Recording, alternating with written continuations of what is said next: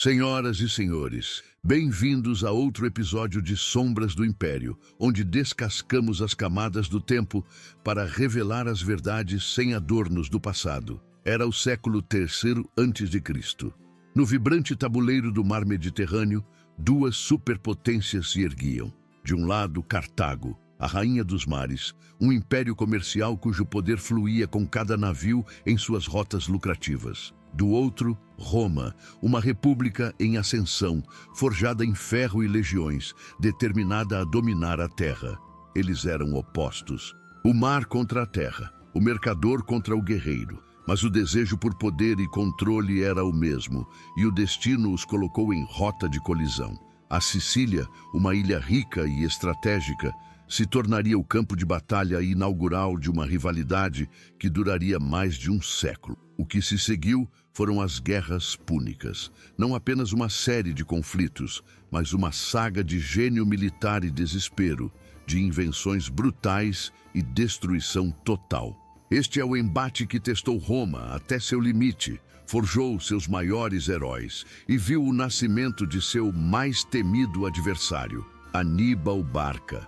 O resultado dessas guerras não apenas definiu quem dominaria o Mediterrâneo, mas traçou o destino de Roma, transformando-a na potência implacável que moldaria o Ocidente. Esta é a história de um confronto sem precedentes, onde a vitória romana veio com um custo inimaginável, deixando para trás a sombra de uma cidade perdida. A Primeira Guerra Púnica, iniciada em 264 a.C., foi um conflito que forçou Roma a confrontar sua maior fraqueza, o mar. A guerra começou quando Roma interveio em um conflito local em Messina, na Sicília, desafiando diretamente os interesses de Cartago na ilha. O exército romano rapidamente provou sua superioridade em terra, mas logo percebeu que a guerra pela Sicília não poderia ser vencida sem neutralizar a poderosa marinha cartaginesa. Confrontada com um inimigo que dominava as águas, a República Romana tomou uma decisão audaciosa e sem precedentes: construir uma frota de guerra do zero. Segundo o historiador Políbio, os romanos capturaram um quinquereme cartaginês naufragado e o usaram como modelo para construir mais de 100 navios em um tempo notavelmente curto. No entanto, construir navios era apenas metade do desafio. A outra era treinar marinheiros para rivalizar com os experientes cartagineses. As primeiras batalhas navais foram desastrosas para os romanos. Sua falta de experiência em táticas de abalroamento e manobras complexas os deixava em grande desvantagem contra os capitães cartagineses, mestres na arte da guerra naval. Ficou claro que tentar vencer Cartago em seu próprio jogo seria um caminho longo e custoso, com poucas garantias de sucesso. Uma inovação radical era necessária para virar o jogo a favor de Roma. A solução romana foi genial em sua simplicidade. Se não podiam vencer no mar, levariam a terra para o mar.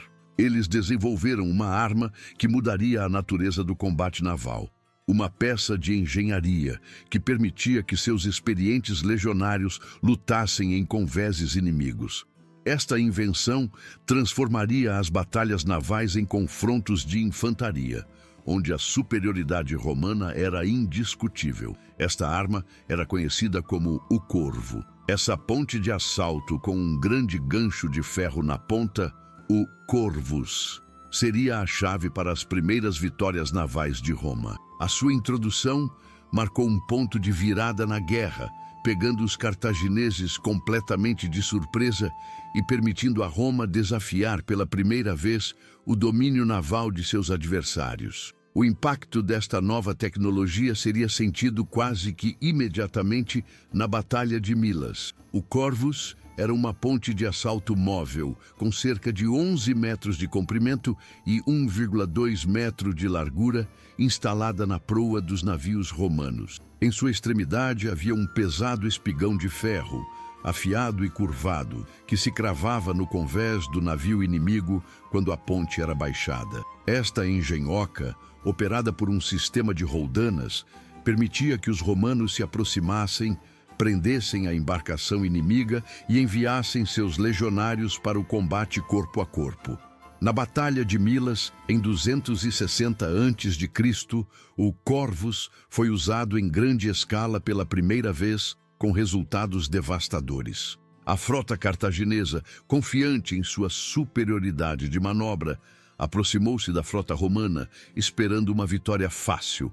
No entanto, eles foram surpreendidos quando os navios romanos baixaram suas pontes, prenderam seus barcos e despejaram legionários em seus convéses, transformando a batalha naval em uma luta terrestre que os romanos dominavam. A vitória em Milas foi um choque para Cartago e um enorme impulso moral para Roma. A invenção provou seu valor, neutralizando a vantagem tática cartaginesa e permitindo que a força bruta da infantaria romana decidisse o resultado. Ao longo dos anos seguintes, o Corvus foi fundamental para uma série de vitórias navais romanas, incluindo a Batalha do Cabo Equinomo, uma das maiores batalhas navais da antiguidade, que abriu caminho para uma invasão romana da África. Contudo, a arma tinha suas desvantagens significativas.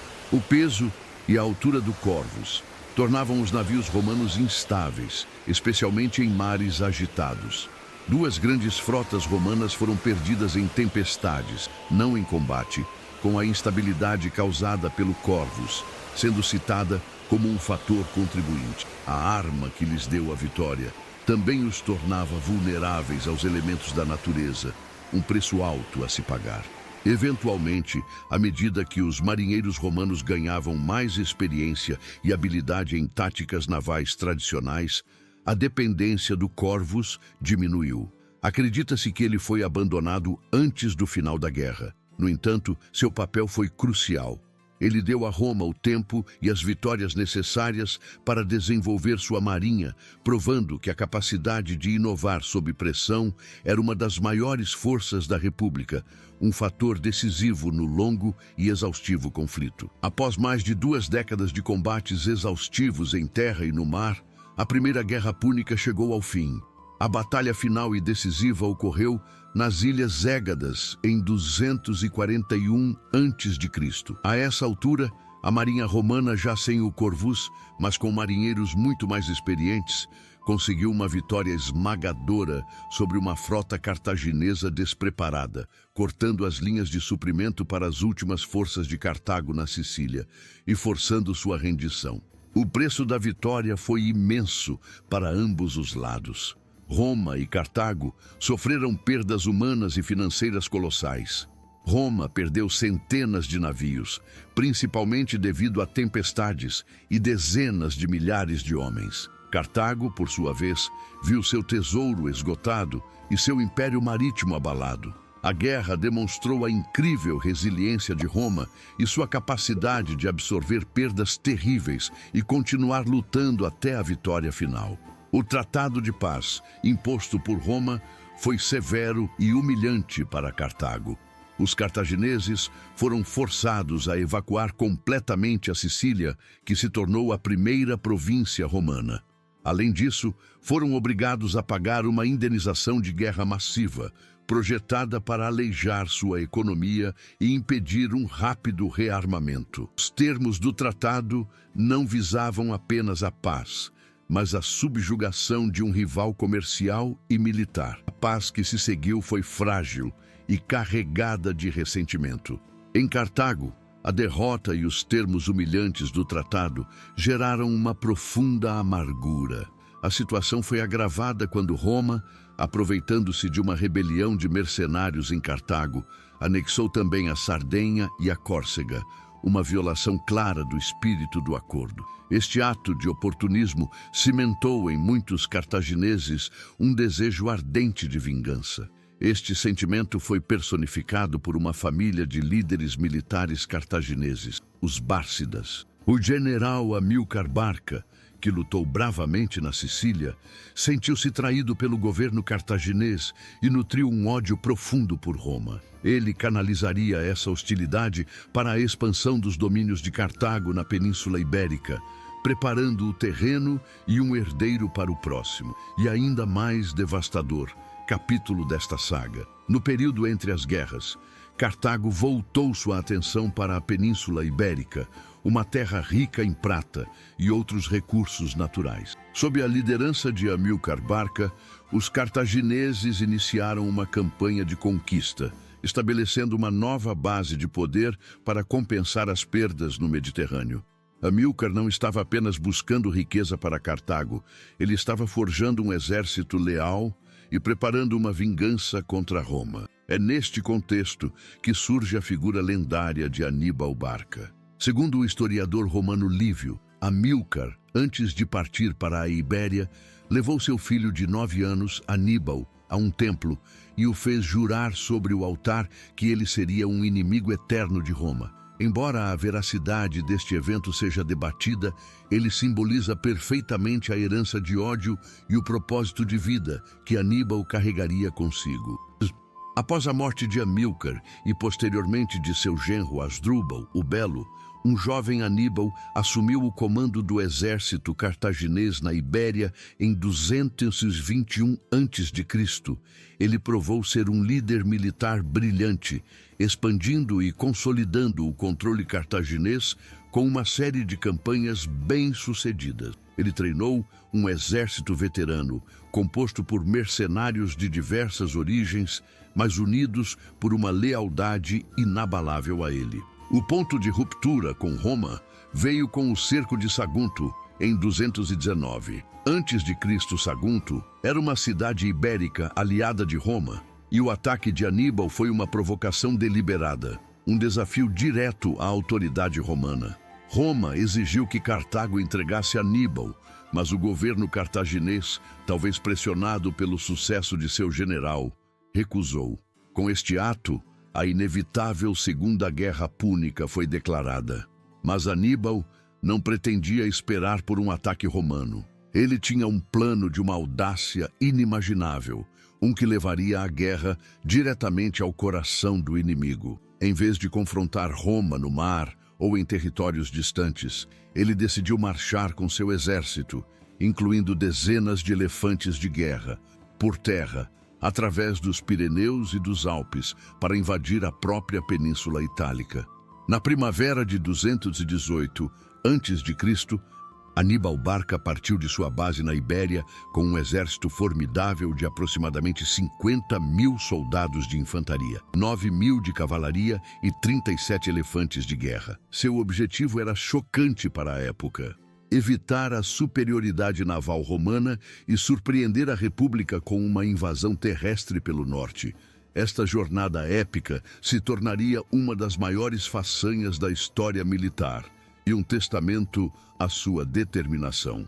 A primeira parte da marcha envolveu cruzar os Montes Pirineus e atravessar o sul da Gália, enfrentando a resistência de tribos locais hostis. Aníbal usou uma combinação de diplomacia, suborno e força bruta para garantir a passagem de seu exército. A travessia do rio Ródano foi um desafio logístico imenso, especialmente para os elefantes, que foram transportados em grandes balsas camufladas com terra para acalmar os animais. O obstáculo mais formidável, no entanto, ainda estava por vir: a travessia dos Alpes. Aníbal escolheu uma rota difícil, provavelmente para evitar os exércitos romanos que o esperavam em passagens mais fáceis. A subida foi brutal. O exército enfrentou um frio extremo, nevascas, terrenos traiçoeiros e ataques constantes de tribos montanhesas que emboscavam suas colunas em desfiladeiros estreitos, causando perdas significativas de homens e animais. A descida foi igualmente perigosa, com caminhos gelados e íngremes que levavam a quedas mortais. Fontes antigas descrevem cenas de homens e animais de carga despencando em abismos. As perdas foram catastróficas. Ao chegar às planícies do norte da Itália, o exército de Aníbal havia sido reduzido a cerca de 26.000 homens e apenas alguns elefantes. Ele havia perdido quase metade de sua força antes mesmo de lutar uma única grande batalha contra os romanos. Apesar das perdas terríveis, a façanha de Aníbal foi um sucesso estratégico retumbante. Ele havia conseguido o impensável: colocando um exército veterano no quintal de Roma, pegando o Senado e os generais romanos completamente de surpresa. A guerra havia chegado à Itália e o gênio tático de Aníbal estava prestes a ser desencadeado sobre as legiões romanas, que marchavam para encontrá-lo, confiantes em sua própria força. Logo após sua chegada à Itália, Aníbal demonstrou sua superioridade tática. A primeira grande escaramuça, a Batalha do Ticino, foi principalmente um confronto de cavalaria. A cavalaria númida de Aníbal, ágil e experiente, superou facilmente a cavalaria romana, ferindo o próprio cônsul Públio Cornélio Cipião, pai do futuro Cipião africano. Esta pequena vitória serviu para fortalecer a moral de seu exército e atrair tribos gaulesas locais para sua causa.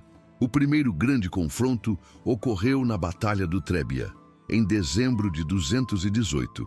Antes de Cristo, Aníbal usou o terreno e o clima a seu favor de maneira brilhante. Ele atraiu o exército romano sob o comando do impetuoso cônsul Tibério Semprônio Longo para atravessar o rio Trébia, gelado e com a água até o peito. As legiões romanas, congeladas e exaustas, foram então atacadas pela frente e por uma força de elite que Aníbal havia escondido em uma emboscada. O resultado foi uma vitória cartaginesa esmagadora. Na primavera seguinte, em 217 a.C., Aníbal preparou uma das maiores e mais bem-sucedidas emboscadas da história militar na Batalha do Lago Trasimeno. Ele marchou com seu exército por um estreito desfiladeiro ao longo da margem do lago, sabendo que o cônsul Caio Flamínio o seguiria de perto. Escondendo suas tropas nas colinas cobertas de névoa que cercavam o desfiladeiro, Aníbal esperou que todo o exército romano entrasse na armadilha. Quando o momento chegou, as forças cartaginesas atacaram por todos os lados, empurrando os romanos contra o lago e não lhes dando espaço para manobrar ou formar suas linhas de batalha. A legião foi aniquilada e o próprio cônsul Flamínio foi morto. A notícia da catástrofe em Trasimeno causou pânico em Roma. 3 grandes exércitos consulares haviam sido derrotados ou destruídos em poucos meses, e o caminho para a própria cidade parecia estar aberto. O gênio de Aníbal residia em sua capacidade de ler seus oponentes, explorar suas fraquezas psicológicas como a impetuosidade e usar o ambiente como uma arma. Diante de um inimigo que parecia invencível em batalhas abertas, Roma foi forçada a reconsiderar sua estratégia. A resposta a esta crise existencial viria na forma de um ditador e uma tática controversa que evitaria a batalha a todo custo. Após o desastre do Lago Trasimeno, o pânico tomou conta de Roma. Em resposta à crise sem precedentes, o Senado recorreu a uma medida de emergência: a nomeação de um ditador, um magistrado com poder absoluto por um período de 6 meses. O homem escolhido foi Quinto Fábio Máximo, um aristocrata experiente e cauteloso que compreendeu uma verdade brutal. Enfrentar Aníbal em uma batalha campal era suicídio. Fábio implementou uma estratégia radicalmente nova que se tornaria conhecida como Estratégia Fabiana. Em vez de buscar um confronto direto, ele optou por uma guerra de atrito. Seu plano era seguir e assediar o exército de Aníbal, atacando suas linhas de suprimento, suas tropas de reconhecimento e destacamentos isolados. Ele usava o terreno montanhoso da Itália para limitar a eficácia da temida cavalaria cartaginesa. Esta tática, embora militarmente sensata, era politicamente impopular. Para o cidadão romano comum e para muitos no Senado, parecia covardia. Roma era uma potência que esmagava seus inimigos, não que se escondia deles. Fábio foi ridicularizado e recebeu o apelido depreciativo de cunctator, que significa o enrolador. A pressão política por uma batalha decisiva crescia a cada dia que Aníbal marchava impunemente pela Itália, devastando o campo. Aníbal, por sua vez, entendia a estratégia de Fábio e tentava de tudo para forçá-lo a uma batalha. Ele devastava as terras mais férteis da Itália, muitas vezes à vista do exército de Fábio, na esperança de incitar a raiva e a impaciência dos romanos. Em uma ocasião famosa, Aníbal escapou de uma armadilha de Fábio, amarrando tochas em chifres de bois durante a noite, criando a ilusão de um ataque em uma direção, enquanto seu exército escapava por outra. Ao final do mandato de Fábio, a pressão por uma vitória decisiva era irresistível. Novos cônsules, Caio Terêncio Varrão e Lúcio Emílio Paulo, foram eleitos com a promessa de esmagar Aníbal. Eles reuniram o maior exército que Roma já havia colocado em campo, com cerca de 86 mil homens. Ignorando os avisos de Fábio, eles marcharam para o sul, buscando o confronto que acreditavam que traria glória a Roma e poria fim à ameaça cartaginesa de uma vez por todas. Em 216 a.C., perto da vila de Canas, no sul da Itália, os dois exércitos se encontraram. Os cônsules romanos, alternando o comando diariamente, estavam confiantes. Sua força de quase 90 mil homens superava em muito o exército de Aníbal, que contava com cerca de 50 mil. O plano romano era simples e brutal: usar sua superioridade numérica para esmagar o centro da linha cartaginesa com um ataque massivo de infantaria.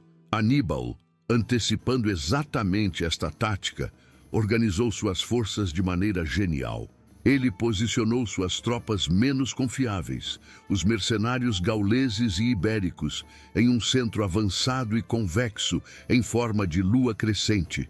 Em suas alas, ele colocou sua infantaria africana veterana, a elite de seu exército, em uma formação recuada.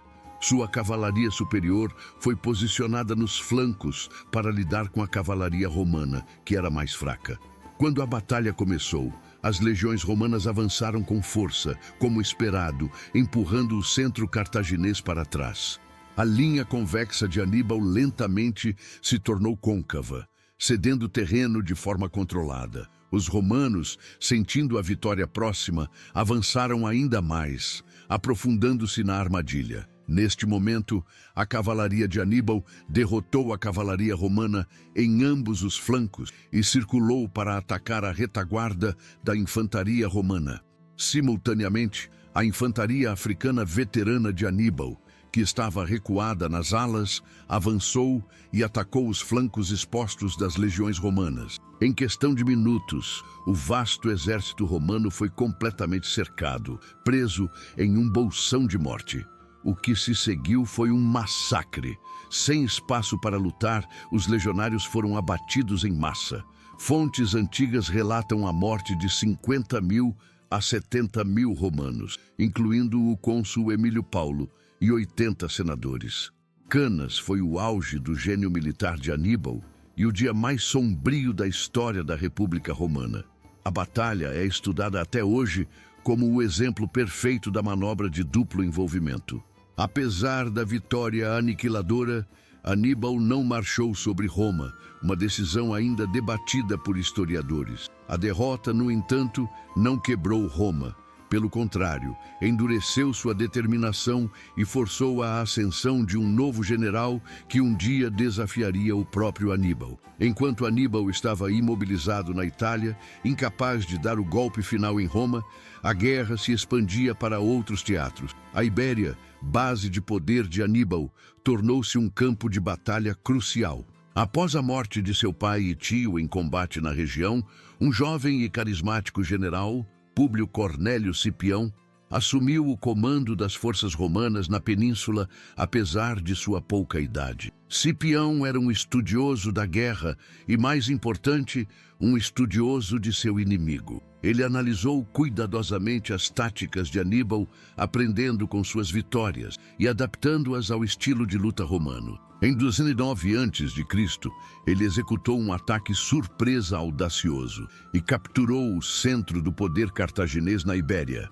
a cidade de Nova Cartago, atual Cartagena, em um único dia, garantindo um vasto tesouro e suprimentos. Diferente dos generais romanos anteriores, Cipião era flexível e inovador. Ele reorganizou as legiões, tornando-as mais manobráveis e treinou seus homens em táticas mais complexas, incluindo movimentos de flanco e envolvimento, espelhando o que Aníbal havia feito na Itália. Sua abordagem diplomática também foi fundamental, conquistando a lealdade de muitas tribos ibéricas que antes apoiavam Cartago, minando a base de recrutamento do inimigo. A prova de fogo de suas novas táticas veio na Batalha de Ilipa, em 206 a.C. Cipião enfrentou um exército cartaginês superior em número, comandado por Asdrúbal Giscão e Magão Barca. Usando uma manobra de envolvimento reverso, uma variação complexa das táticas de Aníbal em Canas, Cipião conseguiu cercar e aniquilar o exército inimigo. Esta vitória decisiva efetivamente expulsou os cartagineses da Península Ibérica, privando Aníbal de reforços e recursos vitais. Com a Ibéria segura, Cipião retornou a Roma como um herói e foi eleito cônsul. Ele então propôs um plano ainda mais audacioso, o mesmo que Fábio Máximo havia tentado e falhado uma geração antes: ignorar Aníbal na Itália e levar a guerra diretamente para a África, atacando o coração do Império Cartaginês. A ideia era forçar Cartago a chamar seu maior general de volta para casa para defender a própria cidade. Apesar da forte oposição de senadores mais conservadores, como Fábio Máximo, que temiam deixar a Itália desprotegida, o plano de Cipião foi aprovado. Em 204 a.C., ele zarpou da Sicília com um exército bem treinado e desembarcou na costa do norte da África, perto de Útica. A chegada de uma força de invasão romana em seu território natal causou pânico e desordem em Cartago, exatamente como Cipião havia previsto. A campanha inicial de Cipião na África foi marcada pela astúcia e pela guerra psicológica. Ele formou uma aliança crucial com Massinissa, um príncipe númida que era um cavaleiro habilidoso e inimigo de Cartago. A cavalaria númida de Massinissa, que antes havia sido um dos maiores trunfos de Aníbal, agora lutaria ao lado de Roma, neutralizando uma vantagem cartaginesa-chave e dando a Cipião uma cavalaria superior. Em uma de suas ações mais notáveis, Cipião executou um ataque noturno, surpresa aos acampamentos combinados do exército cartaginês e de seus aliados númidas. Aproveitando a construção de madeira e junco dos acampamentos, os romanos atearam fogo às estruturas, causando um caos imenso. As tropas inimigas que fugiam das chamas eram abatidas pelos legionários que cercavam o acampamento.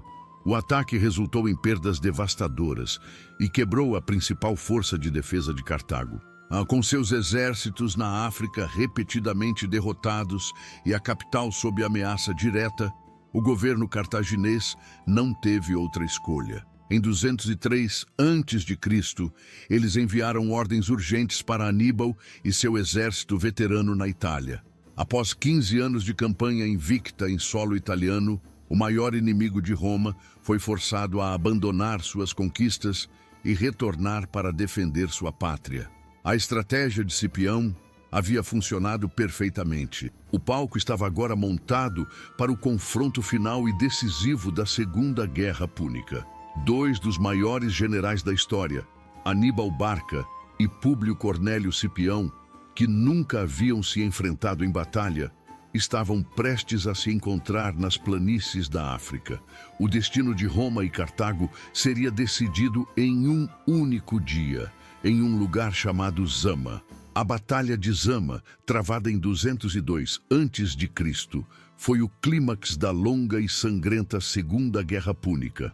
Aníbal contava com um grande número de infantaria, composta por veteranos da campanha italiana, mercenários e cidadãos recém-recrutados, além de cerca de 80 elefantes de guerra. No entanto, sua cavalaria era inferior à força combinada da cavalaria romana e númida de Massinissa, sob o comando de Cipião. Cipião, antecipando o ataque dos elefantes, organizou seus manípulos de infantaria em colunas retas, em vez da formação tradicional de xadrez. Isso criava corredores abertos através de suas linhas. Quando os elefantes atacaram, os soldados romanos simplesmente abriram caminho, permitindo que os animais corressem inofensivamente pelos corredores, onde eram alvejados por dardos ou assustados por trombetas, causando pânico e confusão nas próprias linhas cartaginesas. Após a neutralização dos elefantes, a batalha de cavalaria começou nos flancos. A cavalaria superior de Cipião e Massinissa rapidamente derrotou a cavalaria cartaginesa e, em vez de se dispersar, perseguiu o inimigo em fuga por uma curta distância antes de se reagrupar para atacar a retaguarda da infantaria de Aníbal, uma tática clássica do próprio Aníbal que Cipião agora usava contra ele de forma magistral e eficiente. Enquanto isso, as linhas de infantaria se chocavam em um combate feroz. As primeiras linhas de Aníbal, compostas por mercenários, cederam sob a pressão romana. Seus veteranos, mantidos na retaguarda, formavam uma parede sólida, mas acabaram sendo atacados pela frente pela infantaria de Cipião e pela retaguarda pela cavalaria que retornava ao campo de batalha. Cercados e superados, até mesmo os bravos veteranos de Aníbal foram finalmente derrotados. A derrota em Zama foi decisiva. Aníbal escapou e aconselhou o governo cartaginês a aceitar os termos de paz, que eram ainda mais duros do que os da Primeira Guerra. Cartago perdeu todos os seus territórios ultramarinos. Sua marinha foi reduzida a quase nada e foi proibida de declarar guerra sem a permissão de Roma. A Segunda Guerra Púnica estava terminada e Roma era agora a potência indiscutível do Mediterrâneo Ocidental. Nos 50 anos que se seguiram a Zama, Cartago se recuperou economicamente, apesar das duras restrições. Sua capacidade de pagar a pesada indenização de guerra antes do prazo alarmou muitos em Roma, que ainda viam a cidade como uma ameaça existencial.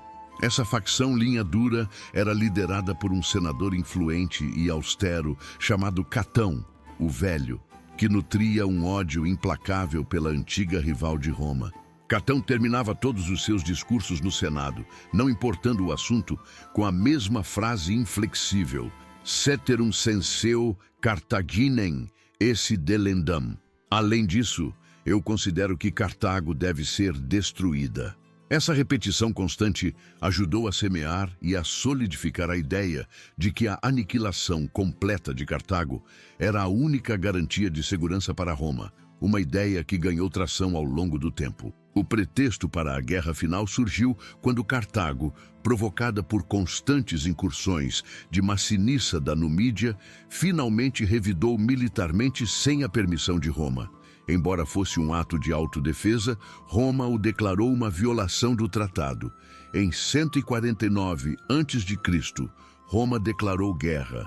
Um exército consular foi enviado à África, não para negociar, mas para executar a sentença de morte que Catão e outros haviam defendido por tanto tempo. A Terceira Guerra Púnica foi, na realidade, um cerco brutal de 3 anos à cidade de Cartago. Os cartagineses, confrontados com a aniquilação, lutaram com um desespero heróico, transformando a cidade em uma fortaleza e forjando armas com todo o metal disponível. No entanto, eles não tinham chance contra o poder esmagador e a determinação implacável das legiões romanas. Agora sob o comando de Cipião Emiliano, neto adotivo de Cipião Africano. Em 146 a.C., as muralhas finalmente cederam. O que se seguiu foi uma semana de combates sangrentos casa a casa, culminando na destruição total da cidade. Os sobreviventes foram vendidos como escravos,